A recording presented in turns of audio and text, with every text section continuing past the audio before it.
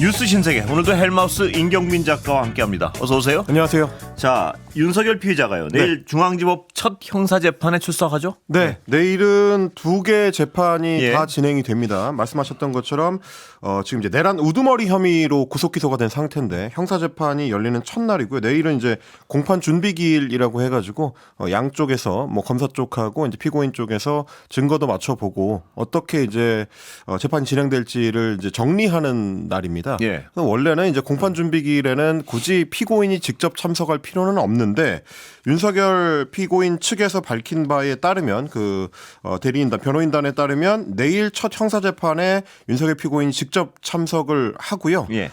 그래서 이제 공판 준비기일에도 참석하고 그 뒤에 이어지는 구속 취소 신문 기일에도 참석을 해서 본인이 직접 구속 취소 신문에 응한다. 예. 이렇게 좀 계획을 세워놓고 있는 상황입니다. 탄핵 심판도 10차 변론 내일 있지 않습니까? 내일 탄핵 심판 10차 변론은 이제 오후 3시부터 예. 진행이 되고요. 원래 이제 2시로 시간이 잡혀 있다가 윤석열 피청구인 쪽에서 이제 요청에 따라서 1시간을 미뤄서 오후 3시부터 진행이 되기 때문에 아마도 이 자리에도 윤석열 피청구인이 참석할 가능성이 좀 높아 보입니다. 예, 아직까지 확정은 아니군요. 네, 아직 뭐 이제 공식적으로 발표가 된 상황은 아니라서요. 그럼 내일 이후로 이제 한 번 남은 건가요? 최종 변론이?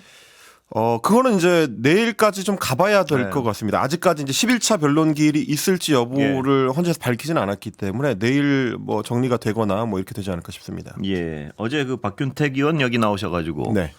빠르면 3월 6일, 늦으면 3월 11일 날 최종 선고가 있을 것이다. 이런 말씀을 하셨는데. 많은 법조인들이 그렇게 전망을 하는 예. 것 같습니다. 아마도 최종 진술, 최종 변론을 듣게 되면 다음 주 화요일을 이제 마지막 기일로 잡아놓고 예. 그러고 나서 이제 본격적으로 이제 결정문 작성에 돌입을 한다면 노무현 전 대통령 때로 비교하자면 한 10하루 정도가 예. 걸렸고 그리고 이제 박근혜 때랑 비교를 하자면 이제 2주 정도가 걸렸기 때문에 예. 뭐 길어져도 한 2주. 좀 짧게 보면 한 열흘 전후한 시기. 그러면 이제 박근태 의원이 말씀하신 대로 이제 3월 초 내지는 3월 중순쯤이 되지 않을까. 뭐 그렇게 해서 예. 전망이 나오는 것 같습니다.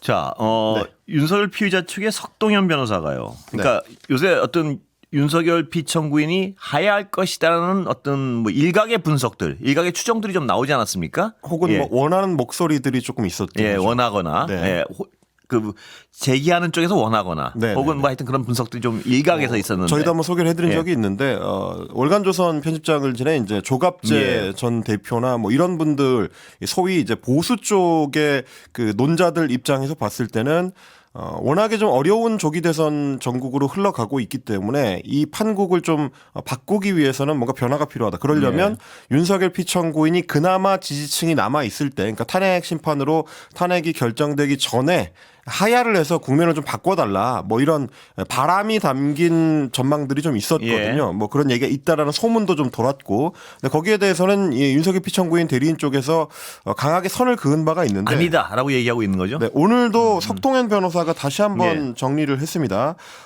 특히 탄핵 심판 결과가 나왔을 때 뭐 승복을 안 하거나 뭐 이러는 거 아니냐라는 걱정들이 있었는데 여기에 대해서 승복을 안 하거나 승복을 못 하는 경우는 생각할 수가 없다. 헌법재판소의 결과에 대해서 대통령이 당연히 승복할 것이다. 라고 이야기를 했는데 예. 그렇게만 끝난 건 아니고요. 결정이 최대한 공정하고 적법하게 되기를 촉구한다라고 이야기를 예. 했습니다. 그러니까 그만큼 지금 이제 헌법재판소의 공판이 이렇게 공정하고 적법하게 진행되지 않고 있다라는 극우 세력 쪽의 이제 목소리가 워낙 큰 상황이기 예. 때문에 그런 부분을 좀 반영한 이야기인 것 같습니다. 그러면서 재판은 정치적 코드나 신념의 실현 수단이 될 수가 없다. 탄핵 심판 절차에 납득할 수 없는 어떤 위법이나 불공정한 진행 때문에 많은 불만을 대리인단에서 갖고 있다라고 예. 이야기를 했기 때문에 지금은 공정하거나 적법하게 진행되지 못하고 있다라는 이야기가 되는 거거든요. 이제 이런 얘기를 석동현 변호사 밝혔고 그러면서 윤갑근 변호사가 지난번 이제 탄핵 심판 심리 과정에서 중대 결심에 대해서 언급한 적이 있습니다. 예. 그 중대 결심에 대해서 뭐냐라고 이제 기자들이 질문을 했더니 대리인단의 집단 사퇴를 포함한 재판 절차 내에서의 중대 결심을 이야기하는 것이고 대통령의 조기 하야 같은 주장은 뭐 대통령이나 대리인단에서는 전혀 고려하지 않고 네. 있다. 이렇게 좀 선을 그었습니다. 근데 이제 어제 뭐 여러 보도를 통해서도 접하셨겠습니다만 원래 같으면 이 중대 결심을 통해서 대리인단이 전원 사퇴를 했을 때, 집단 사퇴를 했을 때 변호인이 없는 상태가 돼서 그러면 재판이 일시 중단되는 네. 뭐 그런 상황을 노리는 것 아니냐라는 전망들이 있었는데 헌재 내부에서 헌법 연구관들, 재판 연구관들이 검토해 본 바에 따르면 대통령은 헌법재판소법에서 얘기하는 사인, 그러니까 공인이 아닌 사인이 아니고 그리고 이제 본인이 또 변호사 자격증을 갖고 있기 때문에 뭐 그런 측면에서도 재판이 멈춰서지는 않을 것이다. 예. 뭐 그런 얘기가 나왔습니다. 그러다 보니까 윤석열 변호인단 쪽에서도 여러 가지로 검토해 봤을 때 해봐야 별로 실익이 없을 것 같아서 결국 카드를 접은 거 아니냐 뭐 이렇게도 볼 수 있을 것 같습니다. 그리고 아까 잠깐 설명하셨지만요. 석동현 변호사가 탄핵 결과를 당연히 승복할 것이라고 밝혔는데 네. 그게 또 전제 자락을 깐단 말입니다. 네, 뭐 그렇습니다. 공정하게 진행될 경우 뭐 이렇게요. 네네.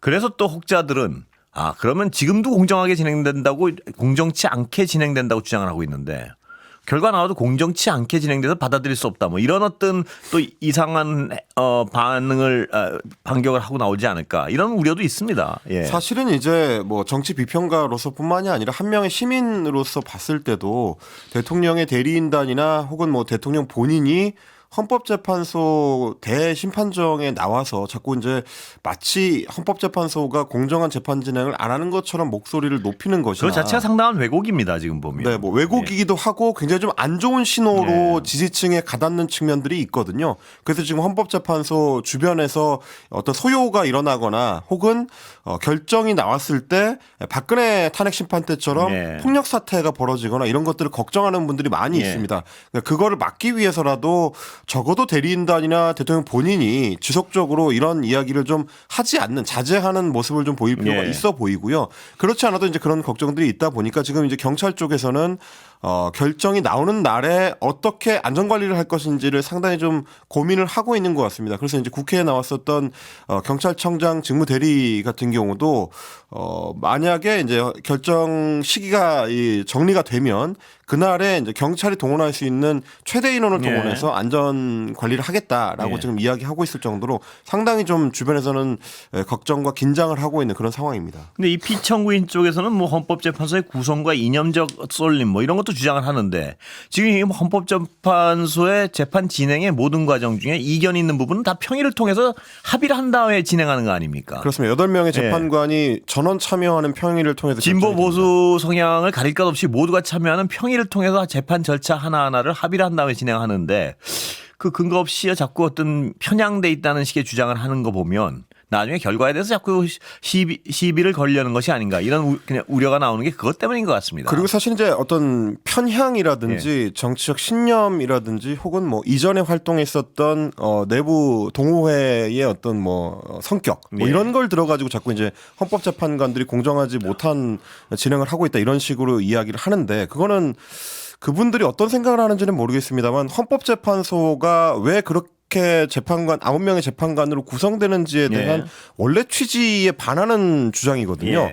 애초에 대통령과 대법원장과 국회가 각각 3명씩을 추천하거나 임명하거나 혹은 또 선출하는 이유가 그렇게 다양한 목소리가 헌법재판소에 반영하도록 하기 위해서인 거고요. 그래서 여야가 서로 이제 그 합의를 해가지고 선출하는 과정을 거치는 것도 보수와 그렇습니다. 진보 혹은 중도의 목소리가 다 헌법재판관들이 이제 선출되는 과정에서 반영되도록 하기 위해서입니다. 그러니까 다양한 목소리, 뭐 진보 쪽의 목소리든 보수 쪽의 목소리든 중도 쪽의 목소리든 각 재판관들을 통해서 표출되는 거는 어떻게 보면 헌법재판소가 만들어진 원칙에 부합하는 것이거든요. 그리고 아까 말씀드렸지만 그 과정에서도 이견이 있으면 반드시 그렇습니다. 평의를 통해서 합의를 한 다음에 진행하고 있다는 그 사실은 잘 얘기를 안 해요. 그렇습니다. 보면. 적어도 다수결 내지는 대부분의 경우에는 이제 만장일치의 의견 조율을 통해서 진행이 대부분의 되고 경우는 있는 그렇게 되고 있죠. 지금 그렇습니다. 그렇기 때문에 마치 이제 한 사람이 헌법재판소를 끌고 가고 있는 것처럼 하는 것 자체가 헌법재판소에 대한 뭘 이해해서 오는 것 아닌가 뭐 그런 생각이 드는 겁니다. 뭘 이해인지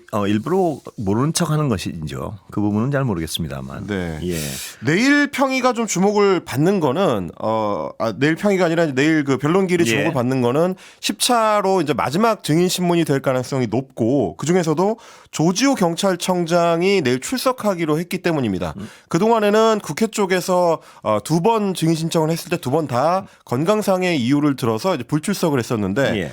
내일은 이례적으로 이제 헌법재판소에서 구인영장을 발부를 했기 때문에 만약에 거부를 하게 되면 검찰을 통해서 강제 구인을 할 거거든요. 예. 그래서 그런지 이제 오늘 조 청장의 변호인 쪽에서는 내일 출석하기로 했다. 영장 집행을 거부할 수가 없기 때문에 출석하기로 했다라고 결정을 했다는 거고요. 출석하는군요. 예. 네, 출석하기로 했고 그렇게 되면 이제 질문이 들어갈 내용들이 윤석열 피청구인 쪽에서 계속 쟁점이 되고 있는 부분들입니다. 비상계엄 선포 3시간 30분 전에 12월 3일 오후 7시죠. 종로 삼청동에 있는 대통령 안전가옥에서 김봉식 서울경찰청장과 함께 예. 윤석열 대통령, 김용현 당시 국방부 장관을 만나서 여러 이제 계엄과 관련된 이야기를 나눴고 그리고 국회와 중앙선관위를 포함한 경찰이 장악해야 될 기관의 명단을 A4 용지로 전달받았다. 이런 부분에 대해서 아마 질의가 나올 것이고 그리고 계엄 선포 이후에는 윤석열 당시 대통령이 6차례에 걸쳐서 직접 전화를 해서 정치인들을 체포해라. 국회의원들 지금 다 불법 저지르고 있다. 예. 이런 취지의 지시를 했다는 것도 이미 검찰에서 진술한 바가 있기 때문에 예. 이 부분을 확인하는 것도 굉장히 좀 중요한 절차가 될 것 같습니다. 예. 자, 한덕수 총리 탄핵 심판 얘기 좀 해볼까요? 지금 어떻게 진행되고 있습니까? 네, 오늘 탄핵 심판 한덕수 총리에 대한 탄핵 심판 변론 기일이 있었는데 예. 오늘 변론 기일이 종결이 됐습니다. 네. 1시간 30분 정도 예. 심판이 진행이 됐고 변론 기일이 종료가 됐기 때문에 이제는 이제 선고를 내리는 네. 선고 준비 절차에 돌입을 한다. 네. 선고 언제 할지에 대해서는 아직 결정이 안 됐고 이제 추후에 정리하기로 했는데 일단 오늘은 변론 기일이 1시간 30분 만에 끝나버렸습니다. 국회 측에서는 이제 탄핵 소추 사유를 크게 5가지 정도를 들었는데 네. 이른바 쌍특검법, 그러니까 예. 최혜병 특검법과 김건희 여사 특검법에 대해서 대통령한테 제2요구권 거부권 행사를 예. 건의했던 것 그리고 이제 12.3 비상계엄 사태에 대해서 동조 또는 묵인 또는 예. 방조를 한 혐의가 있다. 그리고 이제 계엄 직후에 한동훈 당시 국민의힘 대표와 함께 당정 공동 국정 운영 구상을 발표했는데 이거는 위헌적 행위다라는 네. 부분이 있고요. 그리고 상설특검 추천을 국회로부터 이 의뢰를 상설특검 추천안이 국회에서 통과가 됐기 때문에 네. 국회에 특검 후보자 추천을 의뢰해야 되는데 그걸 하지 않고 지연시켰다. 이거는 이제 위헌적이고 불법적인 행태다라는 예. 부분들 이런 것들을 지적을 받았습니다. 여기에 대해서 이제 한 총리가 본인이 나와서 본인 변론을 했는데요. 이 쌍특검법은 위헌 소지가 있기 때문에 그래서 받아들일 수 없었다라고 주장을 했고 그리고 비상계엄에 대해서는 윤석열 대통령의 계획을 사전에 나는 알지 못했고 대통령이 다시 생각하도록 최선을 다해서 설득했지만 막지 못했다. 예. 뭐 이런 발언을 했고 그리고 한동훈 대표와의 공동 대국민 담화문 발표 같은 경우는 비상계엄 사태의 여파로 워낙에 대외 신인도가 흔들리고 있었고 경제가 위축되고 있었기 때문에 이걸 정부와 여야가 협력해서 안정적인 국정 운영을 하겠다. 예. 이런 취지를 밝힌 것이지 국회 주장처럼 뭐 권력을 찬탈하기 위한 게 아니었다. 뭐 이런 예. 취지의 해명을 내놨습니다.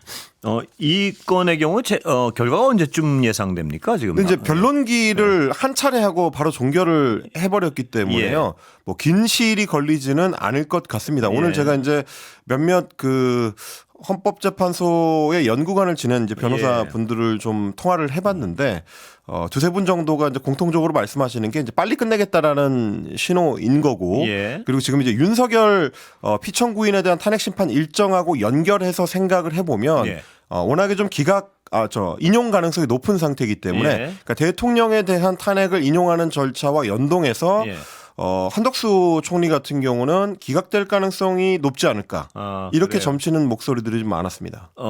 결론 내는 시기도 비슷하다 뭐 이렇게 보는 건가요 지금? 뭐 앞뒤를 시기를 맞출 가능성이 높다는 거죠. 그러니까 대통령은 뭐 탄핵할 가능성이 높기 때문에 그렇게 되면 이제 오히려 이제 총리는 복귀할 가능성이 좀 높지 않느냐. 뭐 이렇게들 전망하는 목소리가 어떻게 많은 보면 것 어떤 같습니다. 상식적 수준의 판단인 것도 같고요. 왜냐하면 두 개 지금 그게 뭐, 어떤 기각 자체가 굉장히 정당하다 이런 의미에서 상식이 아니고 혹은 아니고 제가 통화한 현실적. 그 법률가들은 균형을 맞춘다라는 네, 이제 표현을 그래서요. 썼는데 그러니까 분명한 것은 기각이 옳다, 인용이 옳다의 측면의 예측이 아니고 네네네.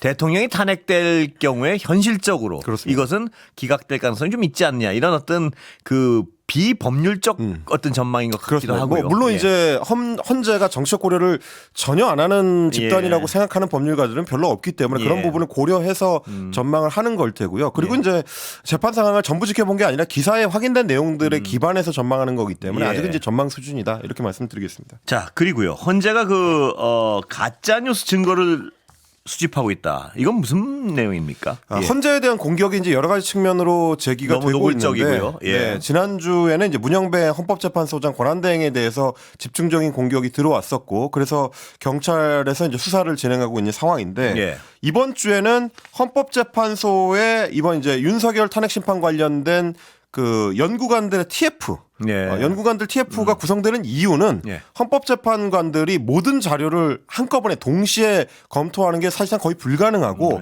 그날 있었던 공판에서에 나왔었던 얘기들을 좀 정리할 필요가 예. 있고요. 그리고 이제 향후에 있게 될 결정문 작성 과정에서도 법률적 조언이나 도움을 좀 받아야 되기 때문에 그래서 이제 별도의 그 테스크포스 팀을 구성해서 운영을 합니다. 이거는 지난번 박근혜 탄핵 심판 때도 마찬가지였었거든요. 그 당시에도 한 20여 명에 달하는 이제 헌법재판소 연구관들이 TF를 꾸려서 탄핵 심판에 임했었는데 이번에도 한 10여 명 정도의 헌법 연구관들로 이제 TF를 꾸려서 운영을 하고 있습니다. 예. 그런데 이 TF에 대한 공격 중에서 이 극우 세력들, 극우 뭐 집회 현장이나 극우 인터넷 커뮤니티나 이런 데서 주로 나오는 얘기들이 헌법재판 연구관들 중에 중국 국적자가 있는 것 아니냐. 예. 그래서 이 헌법재판소의 탄핵 심판을 흔들거나 잘못된 방향으로 끌고 가려고 하는 음모가 있는 것 아니냐. 이거는 다 이제 증거가 있거나 예. 확인된 내용이 있는 건 전혀 아닙니다. 예. 근데 이제 그런 음모론을 제기하는 사람들이 계속 좀 늘어나고 있고 예.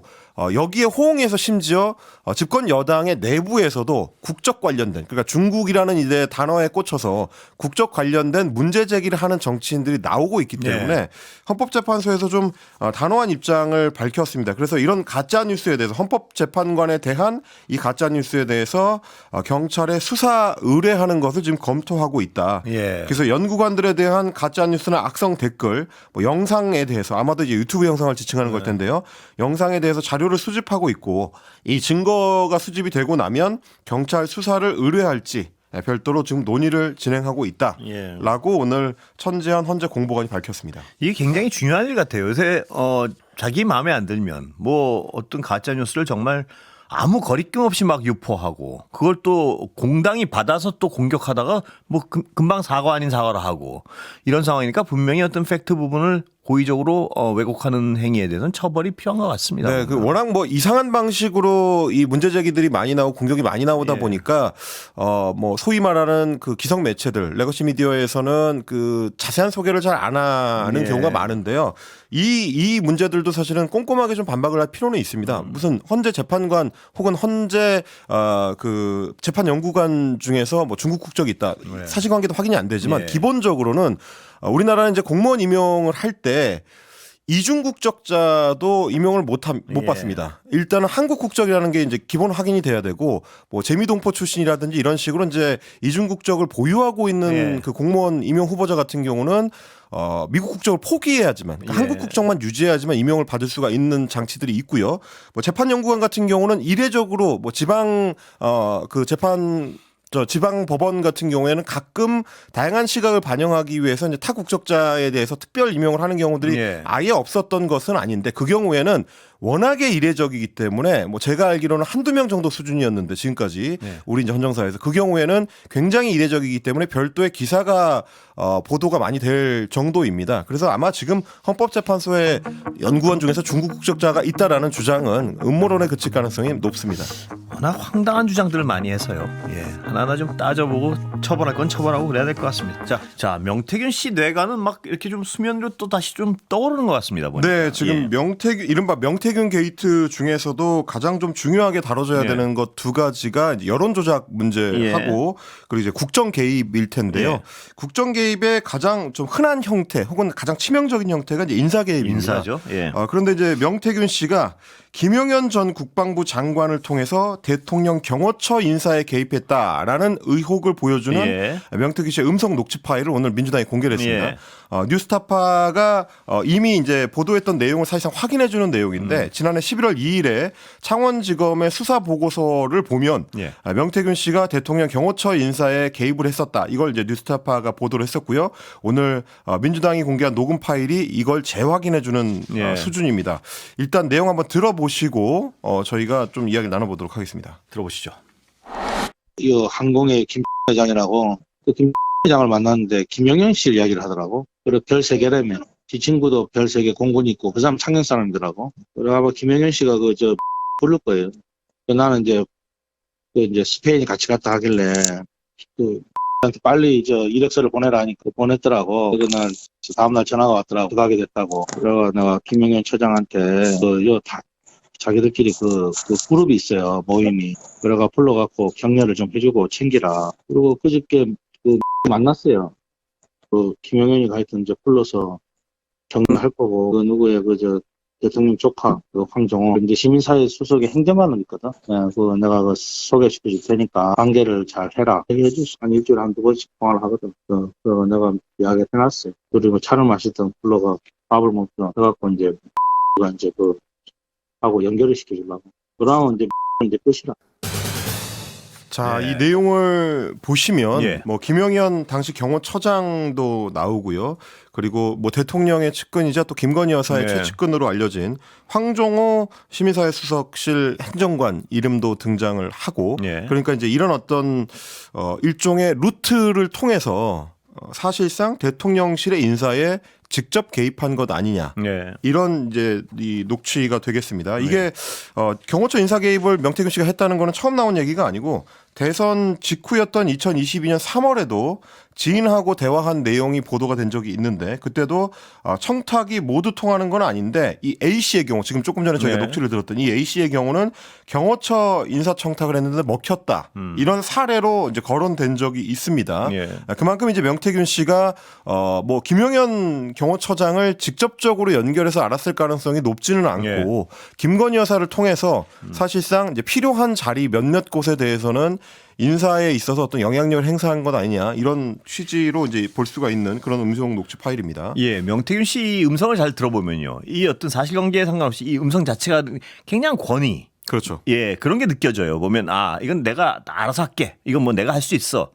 이 권위가 어디서 나왔냐? 의심은 바로 그것이 김건희 여사로부터 나왔다는 것이 지금 의심이고 그 그렇습니다. 부분이 수사가 정확히 돼야 된다는 거 아니겠습니까? 그리고 사실 이제 뉴스타파가 이전에 이 내용을 보도를 할 때도 인사청탁의 대상이었던 이 A 씨하고 명태균 씨가 주고받은 카카오톡 메시지를 공개한 바가 예. 있습니다. 거기서도 명 박사님 덕분에 제가 이제 이 자리에 가게 됐다 이렇게 이제 치하하는 예. 얘기가 나오거든요. 그만큼 이제 주변 사람들 사이에서는 어느 정도 좀 유명한 얘기였던 셈이고 그동안 정치권에서 명태균 씨랑 연루됐던 사람들은 본인이 명태균 씨랑 관계가 없고 명태균 씨 얘기가 과장돼 있다라고 많이들 얘기를 했었는데 지나고 보면 대충 이런 식으로 그렇습니다. 확인되는 경우들이 많았습니다. 대표적으로 지금 홍준표 대구시장도 있습니다. 홍준표 대구시장 같은 경우 어제 SBS가 단독 보도한 내용인데 2023년 5월 15일에 홍 시장의 아들이 명태균 씨한테 잘 살펴봐 달라라면서 카카오톡 메시지를 보냈고 예.